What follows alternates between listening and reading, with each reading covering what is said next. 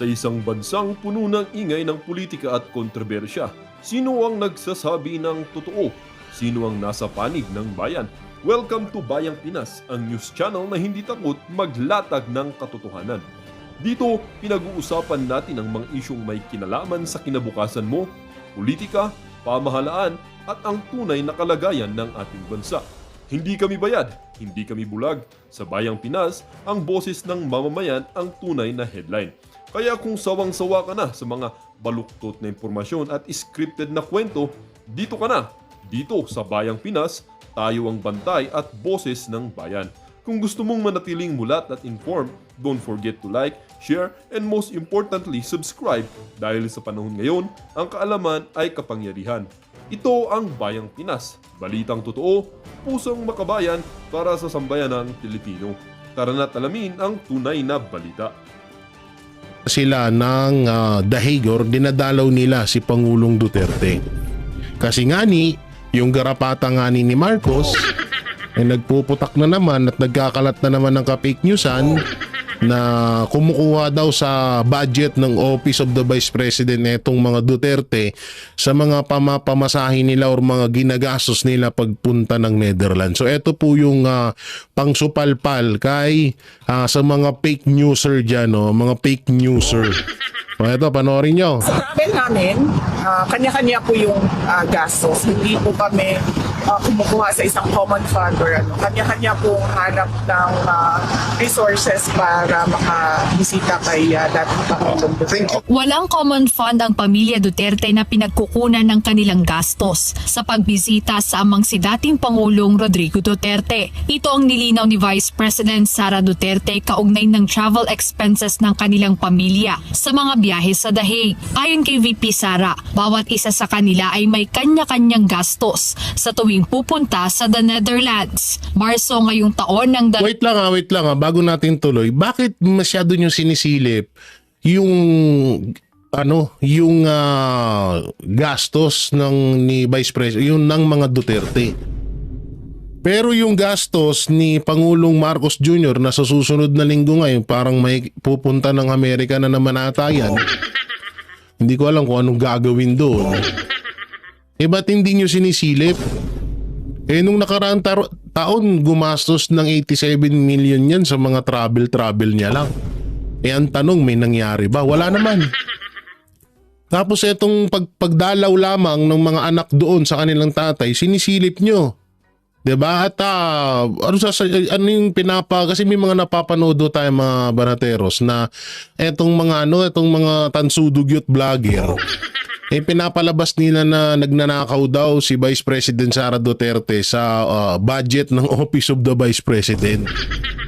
Kaya nga nilinaw ni Vice President Sara Duterte na yung gastos namin ng pamilya pag pupunta kami dito, kanya-kanya kami. Hindi kami kumukuha sa iba. At lalong hindi kami kumukuha sa pera ng taong bayan. Alam nyo, ugali, yan ang yan ang mga pinakaayaw ng mga Duterte. Yung unang-una, yung hihingian mo sila ng pera.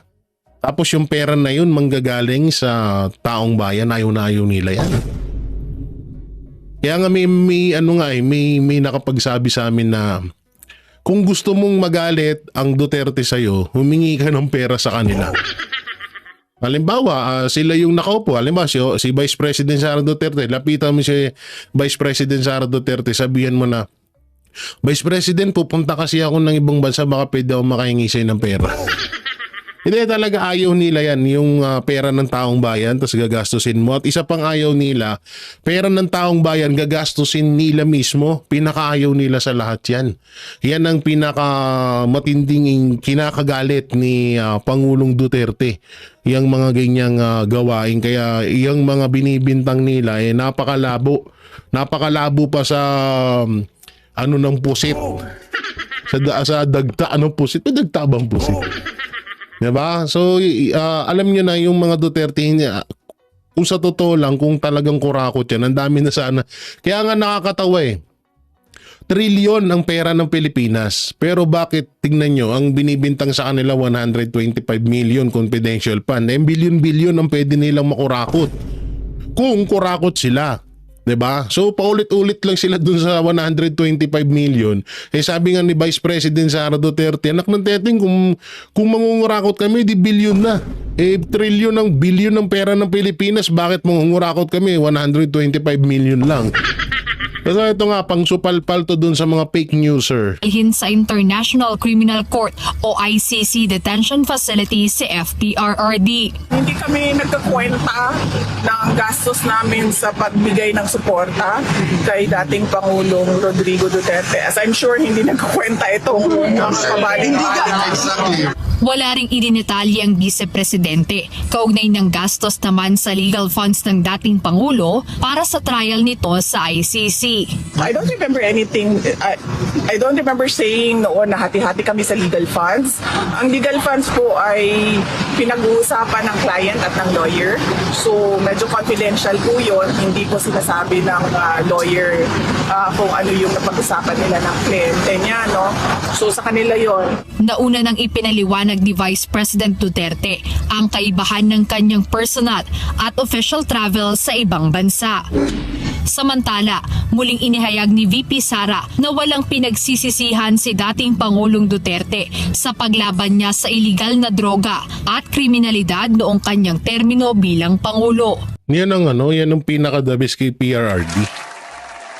Kaya napabilib kami niyang tao na yan. Kita nyo ginigipit na yan.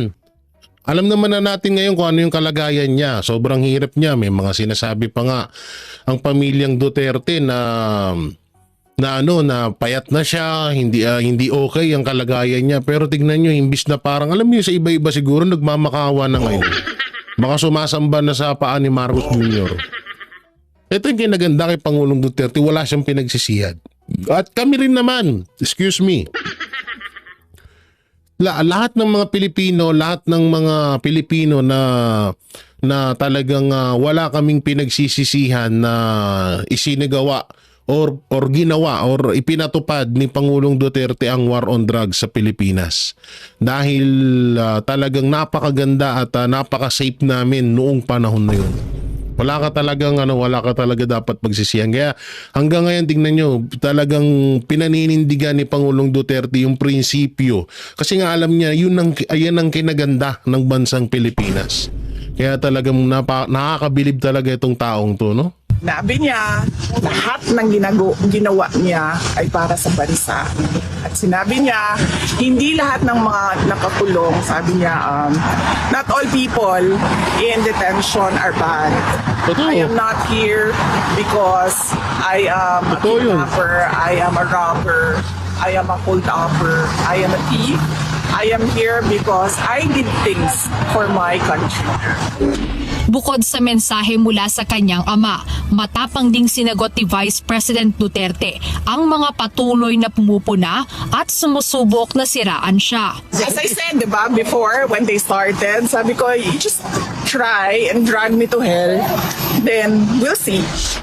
Bagamat hindi binanggit kung sino ang kanyang tinutukoy, malinaw ang mensahe ng Vice-Presidente na hindi siya matitinag. Uy, ang ganda ng reporter. Jed Resina. Uy, ganda ng reporter. Uy, Quezon City. Ganda ng reporter ng UNTV. Parang gusto ko nang lumipat doon. Joke lang. Banat ba yo? Ganda ng reporter nila doon, oh. Oo, mapapa-chana oil. Oo, iba ha. May singkiti na yung tipo sa mga singkiti. Mga maamoy yung muka. Ang tanong, Jay, tipo ka ba? Yun lang, di ko alam. O, eto po, joke lamang. Nagpapatawa lang tayo. Wag niyo masyadong seryosohin. Eto po. Resolution para sa interim release ni PRRD. Hinain ni Sen. Alan Peter Cayetano. Ito yung isa sa pinakamaganda rito. Alam nyo dati kahit ako, nahusgahan ko rin si Senator Alan Peter Cayetano kasi nga ang tagal niya rin din talaga eh. Ang tagal din nitong taong na to na nahimik.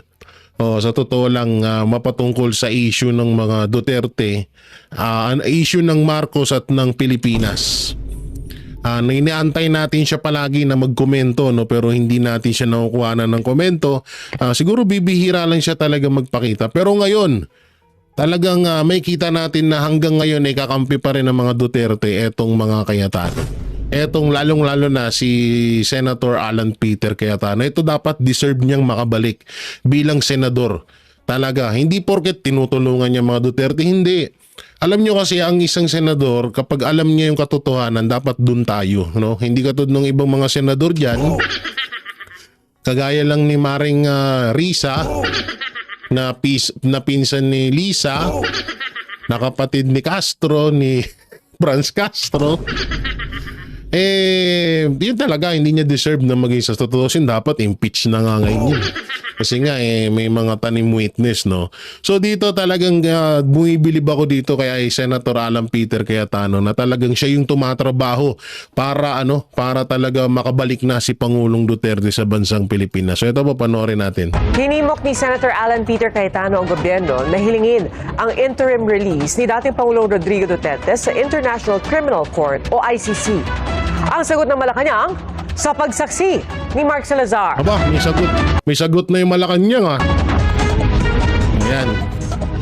Sa inihaing resolusyon ni Senador Alan Peter Cayetano, hinihimok ang gobyerno na hingin sa International Criminal Court na bigyan ng interim release si dating Pangulong Rodrigo Duterte. Maaari daw itong house arrest o iba pang arrangement sa loob ng Philippine Embassy sa The Hague. Ayon pa sa resolusyon, makagaganda sa kalusugan ng may edad na si Duterte kung may makakasalamuha siyang pamilya at kaibigan. Dagdag nito, dapat tratuhing inosente si Duterte hanggang hindi napapatunayang guilty. Reaksyon ng Malacanang dito? Ayan na, papasok na. Oo, si Auntie Claire. The Yusik fake news. Ngayon ang tawag natin sa kanya ay siya si Yusik fake news. Pinatunayan ni Eden Santos yan sa kanyang video, no, na itong Yusik na to ay nagpapalaganap ng fake news. Yung sinabi na ni yung resolution na inano ni kung di ako nagkakamali na inano ni Sen Alan Peter Cayetano, talagang dapat yun ang gawin kay Pangulong Duterte dahil nga sa edad niya. So pakinggan naman natin tong hinayupak na to. Kung may ganyan pong mga suggestion mula kay Senator Alan Cayetano, noted. Hindi na po makikialam ang Malacanang on this matter. Sa mabibigay ko lang po ngayon, noted. Thank you, ma'am. Noted. Matipid na si Auntie Clara. Matipid ka na ngayon magbabanat, ha. Anong nangyari? Medyo nag-iba yung ihip ng utak mo, ha. Inihain ng petisyon sa ICC ang mga abogado ng dating Pangulo para sa kanyang interim release. Hindi Senado ang magtatakda o magpropose ng ganitong ba't kaya ganito mga mukha nitong mga anti-Duterte na to? Nabang maayos-ayos dyan na medyo magandahan naman kami. o kaya circumstances, kundi ang defense. Sa ngayon, walang personalidad ang Philippine government or even the Senate of the Philippines dun sa kaso ni Duterte sa ICC. Kaya ang tingin ko, maaaring mabaliwala ito maliban kung lalapit siya sa defense para ipanukala itong ganitong mga kondisyones. May bigat man legal o wala ang resolusyon ni Cayetano, kabado raw ang pamilya ng EJK victims tuwing napapag-usapan ng interim release. Yupain na naman sila, no? Ito nga po, ulit-ulit ko ito sinasabi. Sinabi ko na rin ito sa SMNI. Kung may kasi sinasabi nila natatakot yung mga witness kay Pangulong Duterte pag nakabalik ng Pilipinas. Anak ng dating, kung may gustong gawing masama sa inyo ang Duterte, dapat hindi na nila pinaabot na dinala doon si Pangulong Duterte. Isipin nyo maigi yan. Mga tanga. Tatanga nyo. So tingin nyo, natutuwa sa inyo yung mga pamilya nyo na namatay dyan sa war on drug na yan? Na sabihin, patay na nga kami, nagpakatanga na nga kami, kaya kami namatay, tapos ang tanga-tanga nyo pa. Hindi, diba, isipin nyo, bakit noon hindi pa kayo pinapatay? Pinaabot pa rito kung kailan nahirapan na yung tao. Hindi dapat noon pa lang tinegi na kayo. Sunga-sunga. Wala sa ayos yung mga utak nito, mga hinayupak na. Natatakot daw yung mga yung mga witness, baka daw anong gawin sa kanila ni Pangulong Duterte.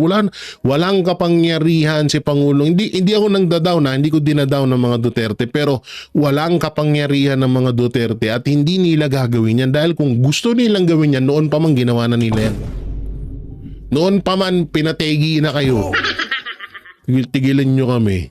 Alam naman natin na maraming support. Ano naman to? Robilin Litaw, Coordinator Rise Up for Life and for Rights. Pa rin ang dating Pangulong Duterte at ang resolusyon nito ay magbibigay ng sinyales na para bang wala siyang pananagutan sa mga naganap na mga pagpaslang. Kung pinagmamalasakitan nila ni Cayetano si Duterte, sana ganun din sa mga mahihirap na pamilyang biktima ng extrajudicial killings. Wait lang, ito, sige, sagutin namin, ako sasagot niyan. Kung may kung may tawag dito, kung may pag-aalala din ang administrasyon doon sa mga biktima ng mga adik, ng mga namatay sa war on drug, di sana gawin din ngayon. Kaso ang ginagawa, pinagtatanggol yung mga pusher, mga drug user, mga user na na namatay sa war on drug, pero yung mga pinatay, mga ginahasa ng mga yan, hindi nyo inuungkat, hindi nyo binibigyan ng hustisya. Diba? Dapat gano'n, hindi yung anak ng teteng, puro kay ganyan, puro adik yung pinagtatanggol niyo. Marami pong mga pamilya ng biktima, mga namin, mga nanay, mga lola, namatay na po sa pagkakasakit at sa kanilang pagpanaw, hindi nila nabanaagan yung hustisya. O ngayon, kasalanan ng Duterte yun. Kaya po yung ganitong resolusyon ay napaka-isang panig. Hinihingi pa namin ng tugon ni Senador Cayetano dito. Para sa hindi, sa totoo, may video tayo dito, pero alam ko eto yun kaso tingnan nga natin kung kaya natin panoorin na 3 minutes. So eto, ay eto ba yun? Wait lang, tingnan natin kung eto yun. House official nanindigang walang nilabag na rules sa impeachment case kay Vice President Sara Duterte pala to. Akala ko ito yun pero saan yan? Saan yan? Ito. Sige, dito muna tayo, Alan Peter Cayetano pa rin, Ito naman yung about sa impeachment. So ngayon, ulitin ko, mabalik tayo doon kanina. Kung talagang gusto kayong ipapatay ng mga Duterte, noon pa lang ginawa na nila. Ewan ko sa inyo. Ay, nako. Huwag natin pag-usapan, stress ako. Dito tayo sa about impeachment kay Vice President Sara Duterte. Panoorin natin. Second thing that's important to me is that yung facts, ano talaga yung ginawa sa first, second, and third. Kasi kung lumabas na kinonsider yon, gumalaw, etc., di walang violation. Pero pagka lumabas na hindi nila pinagalaw tapos yung fourth, pag-iisipan ko yon. Pinaikutan ba nila yung Constitution? Because there's a legal maxim then that what you cannot do directly, you cannot do indirectly. Ipinaliwanag ni Senator Alan Peter Cayetano sa isang panayam ang mosyong inihain noong June 10 dahilan ng pagbabalik mula sa Senado ng Articles of Impeachment na inihain ng House of Representatives laban kay Vice President Sara Duterte. Anya, ito ay upang matukoy ang ginawang proseso ng House of Representatives ng 19th Congress sa unang 3 impeachment complaints laban sa Vice Presidente na inihain ng mga pribadong individual at iniendorso ng 6 na kongresista noong December 2024. Hindi ni-refer sa Office of the Speaker ang unang 3 impeachment complaints. Subalit ang ika-4 na impeachment complaint na inaprubahan bilang Articles of Impeachment ng 215 kongresista ang iniendorso sa Senado. But in this case kasi, yung information na dumating sa amin, yung unang 3 dumating na impeachment case, hindi pinagalaw. Hindi pinadala sa Speaker's Office, hindi pinadala sa committee. Hindi pinagalaw ng Kongreso. Ang paliwanag. So doon pa lang mali na, una, pangalawa, pangatlo, pang-4 lang sila gumalaw. Kasi po yun bawal po yung gano'n, nasa batas po yun. Dapat pa lang, pagpataw pa lang ng, halimbawa, yung yung isinampang impeachment kay Marcos ng Duterte Youth. Diba hanggang ngayon parang wala lang. Yun, isa pa yun. Rin yun. Dapat napupuna rin yun. Eto, nagsampa ng impeachment 3 beses. So nakita nilang medyo hindi matibay itong tatlong isasampa nating impeachment. Hanap pa tayo ng iba. So nakahanap sila ng isa, yun na. Tsaka lang nila ginalaw, tsaka lang nila inilarga yung impeachment na yun. So ba yun yung pinupunto ni Senator Alan Peter Cayetano na, tangina, bakit ganyan? Hindi, wala namang mura doon. Ako lang yung nagmura. Bakit ganyan? Ba't pang-apat kayo gumalaw? Yung una, pangalawa, pangatlo, di nyo pinansin.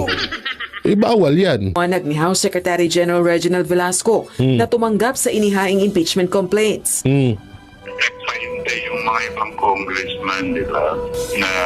Ano daw? Nagpahintay yung mga ibang congressman, di ba, na wag munang i-repair kay speaker kasi nga mayroon pa silang complain na mas maraming mag-endorse. So, di gago ka.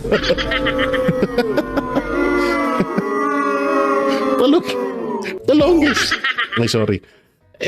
Dito, inamin mo na. Ayan na, ang linaw po. Oh, yan, ang linaw po. Ayan, oh, nagpahintay. Doon nga, bawal nga yun. Bawal nga yun, House Secretary General. Bawal po yung ganun. Dapat nung una pa lang ibinigay na agad sa inyo, yun ginawa, yun na agad yung isinampang impeachment. Ba't umabot pa ng pangalawa, pangatlo at pang-apat? Huwag munang i-refer kay speaker kasi nga meron pa silang complaint na mas maraming mag-endorse because of the time constraint, di ba? If we follow the timeline, refer kay speaker, refer sa rules, and then refer sa justice, The members sa justice, 60 days yun. So, masyado matagal yung proseso. So, they requested me na maghintay lang for another complaint which will be endorsed by the required 1/3, 1/5 House members. Giit pa nito, walang nilabag na rules sa naging hakbang ng kanyang tanggapan kaugnay ng mga reklamong impeachment. Under our rules kasi, yung impeachment complaint will stay with the office of the SecGen and then will be referred at the time na okay na. Kaugnay naman ng okay na kung kailang kung kailang tawag dito, kung kailan nakita nyo na mas malakas yun, tsaka nyo pinasa. Ang galing. Apat na impeachment complaint na nilagdaan ng 215 mga kongresista, binigyang diin ng House Secretary General na nabasa ito ng mga kongresista bago lagdaan. Hindi naman yun yung pinupunto Oo nga kahit nabasahin nyo yun, ang pinupunto ni Senator Alan Peter Cayetano, bakit hindi nyo sinimulan doon sa unang impeachment? Dapat nung una pa lang ibinigay nyo na, yun na dapat yung yun ipinasa nyo sa Senado. Suportado ito ni Manila 6th District Representative Benny. Ito na siya.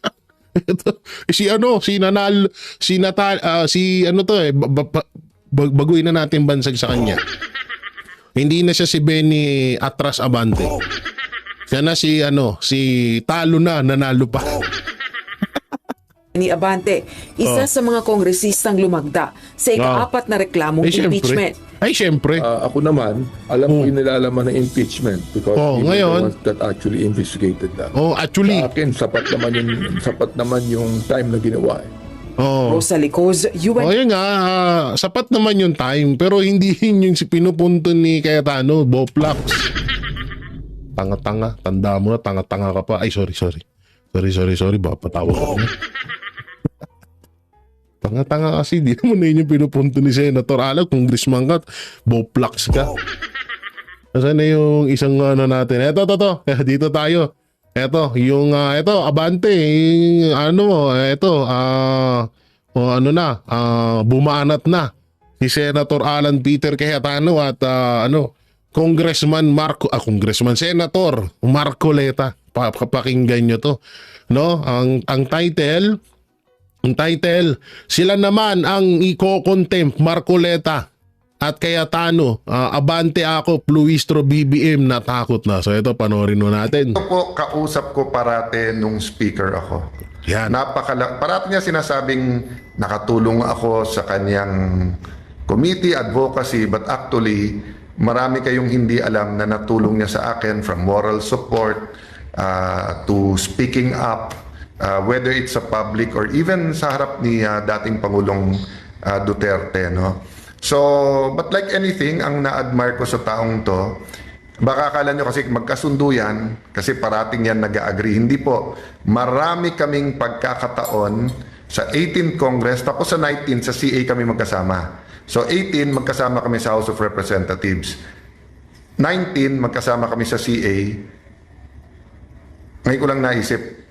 18, natanggal ako speaker. 19, siya naman natanggal sa CA. Pero pareho naman kami, pag natatanggal, nilalagay ng Panginoon sa mga posisyon na makakatulong naman sa ating mga kababayan. So, medyo naisip nyo na ba kung sino sinasabi ko? Sino? Walang iba kundi ang ating bagong senador, Senator Marcoleta. Good evening, sir! Good evening po sa inyong lahat. Ito po, kasama ko Tumawa ka naman! Speaker Senator Alan. Marami po kaming dapat na gawin sa mga susunod pong mga araw. Sana mapagtyagaan niyo pa kami. At pinag-uusapan natin, sabi mo, napaka-importante, presyo ng kuryente. No? Tama, oo. And it's not an empty plan kasi may step 1, 2, 3 ka na, no? Starting with the kung maalis yung VAT sa kuryente, kuya. No? Tama, tama. Alam nyo kapag natuloy itong plano ni Marcoleta, maganda rin to. Oo, wag lang talagang harangin to ng mga hinayupak dyan. Tama. Kasi ako dito, alam niyo ba sa totoo lang, nagbibil ako ng 8,000. Gulat nga ako dito sa bahay ito eh. Kaya nagtataka na ako, sabi ko, grabe ka naman manggata sa akin. Ang bill ko sa kuryente, 8,000, ang tindi. Percent pa. Okay. So na-file naman niya yan. Wala po kami sa bangko. This is a restaurant na dating bangko. Kasi kayo ko lang napansin na sa likod mo, safe, kuya. Kaya sabi ko sa iyo, safe ka dito, di ba? Kasi nasa likod mo, dating safe. No? But yun po, nag-uusap po kami kasi right now, hindi right now, before June 30, ako po ang acting chairman sa ilan mga hiniring ng Blue Ribbon Committee. Hindi ko naman alam nung filing na si kuya ay magiging senador or tatakbong senador kasi nga sa CA hindi pa magulo nun.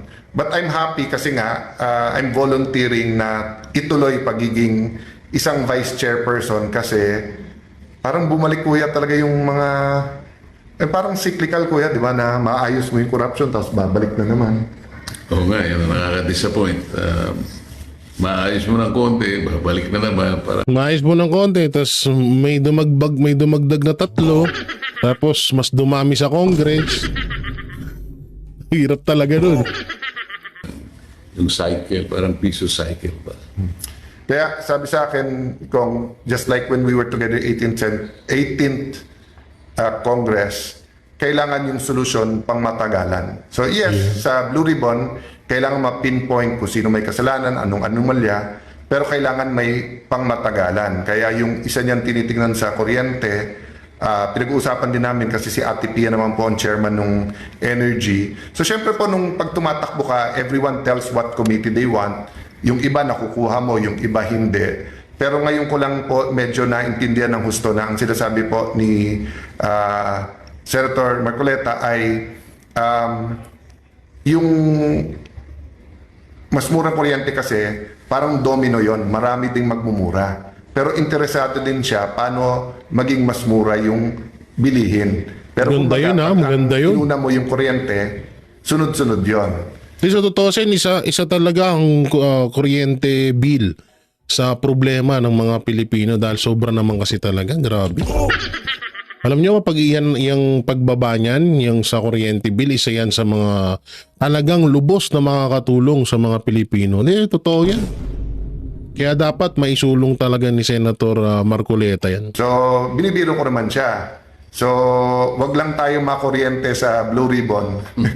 Marami tayong pagbabagong mangyayari. Tapos yung kuryente naman, ma-attack talaga yung bakit nagpapataas ng presyo. So, di po kami magtatagal kasi nga ako late person, kaya kahit magdamagan, ito po ang aga-aga nagsastart nito.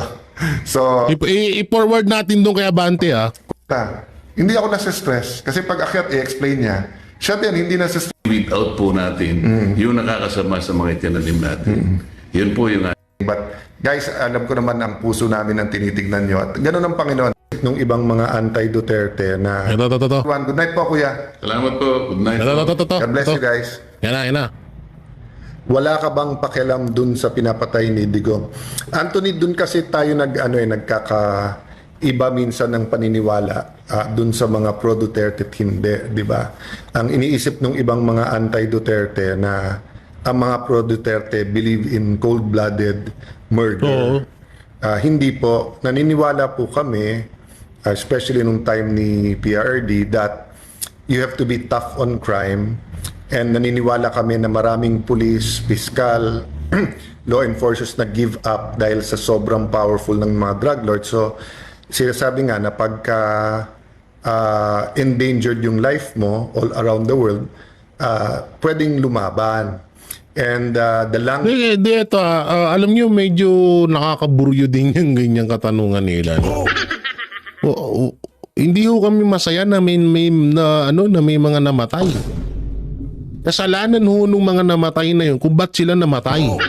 Yun yung totoo doon. Hindi po na, baka sabihin nyo, pro Duterte ka kasi demonyo ka, tungtuwa ka ng may namatay, maraming namatay noon.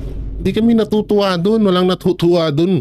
Sino ba namang tao? Ewan ko na lang, baka kayo, natutuwa kayo pag may namamatay, ha?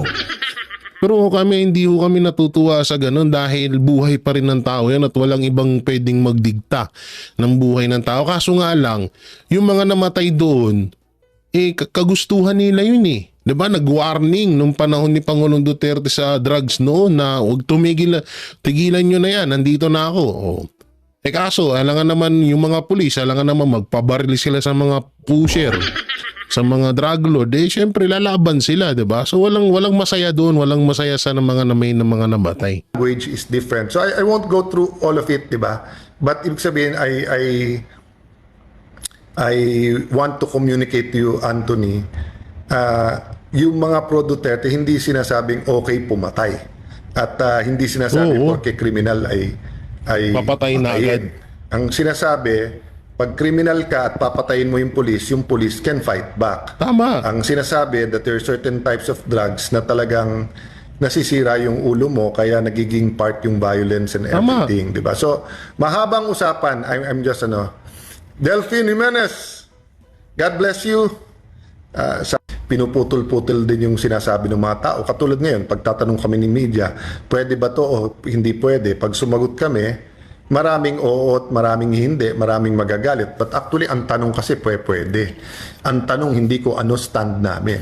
Kasi katulad ako, abogado ako eh. So pag tinanong mo, pwede bang motion for dismiss? Ibibigay ko opinion ko. Pag tinanong nyo, pwede bang questionin yung jurisdiction ng court? Ibibigay ko yung opinion ko ayon sa pinag-aralan ko, sa experience ko at sabihin ng staff. Hindi ko sinasabing yun ang dapat naming gawin. Diba? So anyway guys, it's been a good discussion, but yun, an hour and a half ago, so nag-badminton kami, pero stand ko, di ba? Alam mo, I can speak as a husband, sometimes galit na ini-cool down and everything, so yun po ang problema, yung politika can really get things done. Meron pong gagamitin mo sa crime at sa drugs para pumatay na, nagkakasama-sama tayo every night. Siguro prayer na lang for all of us. How to, paano mabuhay sa aming kapitbahay, sa aming kamag-anak, sa aming co-workers, paano hindi mandaya, paano po na, o kaya yung prayer is not talagang good evening, Pastor, please, more prayers for everyone. Wala namang, parang na-prank ako dito. Mali ata yung na-play ko na video, mas okay pa ata itong sinabi ni Senator Marcoleta about impeachment kay Vice President Sara Duterte. Buanga. Yan, official seal. Inaisoli naman doon sa may-ari. Pasensya na kayo na-prank ako doon. Nakala ko meron talaga, wala pala. Parang wala pang balita. Walang nakalagay sa... Sen, ito ang pinakamainit na balita ngayon. Wala dyan sa script natin. Pakinggan natin to itong sabi ni Senator Marcoleta mapatungkol sa impeachment. Bago to. Ito ay pwedeng impeachment ito eh. Yan. Malaki implication sa impeachment nito. Impeachment na naman. Ito po yung notice ng Supreme Court en banc, Sen. Galing ng Korte Suprema. Yes. Kasi di ba maraming ipinail na mga petisyon ang iba't ibang grupo nagpapail eh. Pati si BP Sara nagpail yata. Ang utos po, kailan yan lumitaw? ito po ay nilabas ngayon lang hapon. Ngayon lang? Opo. Pero ito yung resolution, may date siya na July 8. 8 hours ago to ha. So ibig sabihin, breaking news to. Pero ngayon lang nilabas? Ngayon lang po inilabas. Kasi 11 pa lang po ngayon eh. Ha? Anong sinasabi? Ito po, in order to assist the court in the full resolution of the various petitions assailing the impeachment complaints against Vice President Sara Duterte, the court, without prejudice to the resolution of other issues, resolved to require the respondents, ang tinutukoy po dito sa yung Senado tsaka yung House, to submit the following information under oath, accompanied by relevant documents, if any. A. The status of the first 3 complaints filed by private citizens. B. The exact dates on which the complaints filed by the private citizens were endorsed by a member or members of Congress. C. As to the complaints filed by private citizens, whether the Secretary General possesses discretion on when to transmit to the Speaker of the House of Representatives any impeachment complaint properly endorsed by a member or members of Congress. D. As to the complaints filed by the private citizens, the basis and authority of the Secretary General to refuse the transmittal of the complaints for impeachment to the Speaker of the House of Representatives for inclusion in the order of business within 10 session days from the time it was properly endorsed by a member of the House of Representatives. E. As to the complaint filed by the private citizen and regardless of the legal position of the respondents, the number of session days that lapse from the time the complaints were properly endorsed by a member of the House of Representatives to its transmittal to the Speaker of the House of Representatives and its inclusion in the order of business. F. As to the articles of impeachment transmitted to the Senate, which office or committee prepared the draft of articles of impeachment and when it was completed. G. As to the articles of impeachment transmitted to the Senate, when it was circulated to the members of the House of Representatives and whether it was circulated to all the members of the House of Representatives. H. As to the articles of impeachment transmitted to the Senate, when it was circulated to the members of the House of Representatives, whether it was accompanied by the evidence for each article charged, or if there was a committee report for the information of the members to decide on whether to endorse or not. As to the evidence supporting each and every article, whether Vice President Sara Duterte was given the opportunity to be heard on the evidence shared with the members of the House of Representatives. J. As to the articles of impeachment transmitted to the Senate, whether each of the members of the House of Representatives had time to peruse the charges and the evidence before affixing their consent. And pinakahuli, K. As to the articles of impeachment transmitted to the Senate, when it was included in the order of business of the House of Representatives for consideration by the entire plenary. The respondents are given non-extendable period of 10 calendar days from receipt of this resolution within which to respond. Ang haba ano, no? Oo. Nako. Ayan po. Matindi. Matindi. Ano po bang ibig sabihin ng ano na yun ng Supreme Court? Alam mo, dalawang bagay ang tatamaan dyan. May relasyon sa una, yung tinatawag na violation of one-year ban rule. Okay. Makikita mo dyan, kaya inisa-isa, in-itemize ng Korte Suprema, yung pangangailangan na ibigay sa kanila lahat. Under oath, opo. Yung ikalawang bahagi, pupunta dun sa katibayan kung talagang yung verification dyan totoo. Okay.